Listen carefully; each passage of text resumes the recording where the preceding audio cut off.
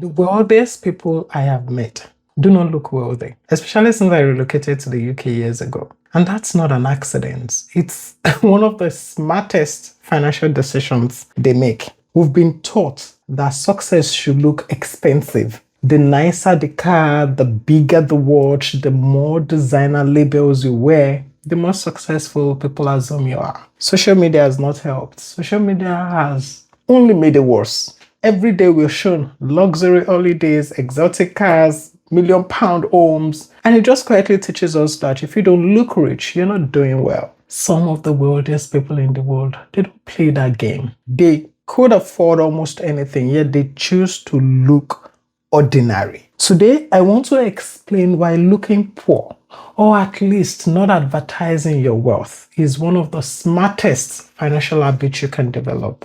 And this is not about pretending to struggle. It's about protecting your money, protecting your peace, and protecting your future. The first reason is simple. Looking wealthy attracts attention.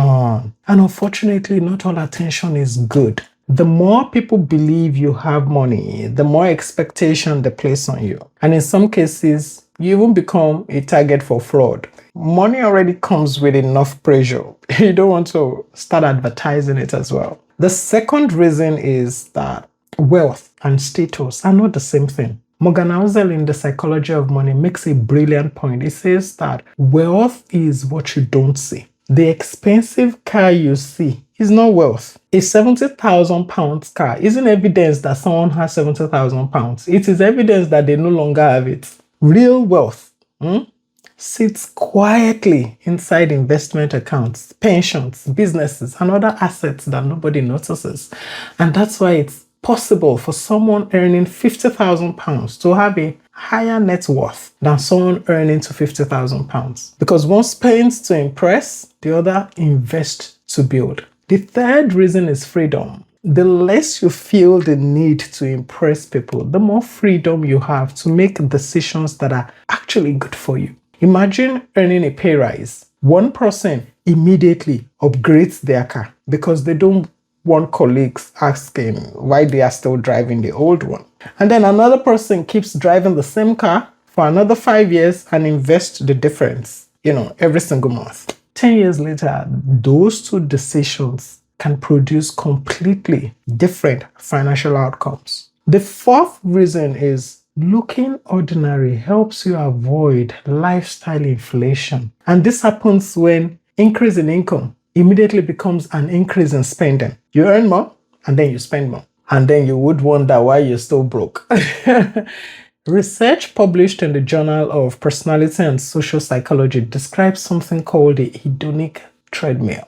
This refers to the psychological phenomenon where individuals adapt to changes in their circumstances, leading to a cycle of ever-increasing desires and temporary satisfaction, resulting in a continuous search for new sources of happiness without achieving lasting fulfillment. It shows that people quickly adapt to nicer things, meaning today's luxury soon becomes tomorrow's normal. That expensive car, it feels amazing today, and maybe for a couple more months, and then it just simply becomes, my car, your car, something like that. And that same thing happens with almost everything. If your happiness depends on constantly upgrading your lifestyle, you will spend your entire life chasing the next upgrade instead of building lasting wealth that can give you freedom. The fifth reason is one that I have learned personally. You see, the older I get, the less interested I am in proving anything to anybody. When I was younger, it was different. I thought I needed to make a point, especially as I grew in my career. Now, honestly, there is no better goal than peace of mind. I'd rather have investment growing quietly than get applause from people who won't pay my bills anyways. There is another reason many successful people keep it simple, especially when it comes to dressing. It just reduces decision fatigue. You've probably noticed that people like Steve Jobs, they would wear the same outfit almost every day. And this doesn't mean they don't have the money to buy more clothes. It's just because they don't want to waste mental energy making unnecessary decisions. When you remove all the small decisions from your day-to-day life, you have more energy for bigger ones that actually matter. I want to be clear. Looking poor doesn't mean neglecting yourself. It doesn't mean wearing dirty clothes or refusing to enjoy your money. It just means living below your means. It means being financially secure. You're not trying to impress anyone. It's important that you dress well, you look clean, you buy quality items, and you don't even have to get into debt for that. Those are just simple, basic things. Let me tell you something very interesting. People become wealthy because they consistently spend less than they earn, and they invest the difference and allow time to do the heavy lifting. Eventually, they reach a point where they could buy almost anything.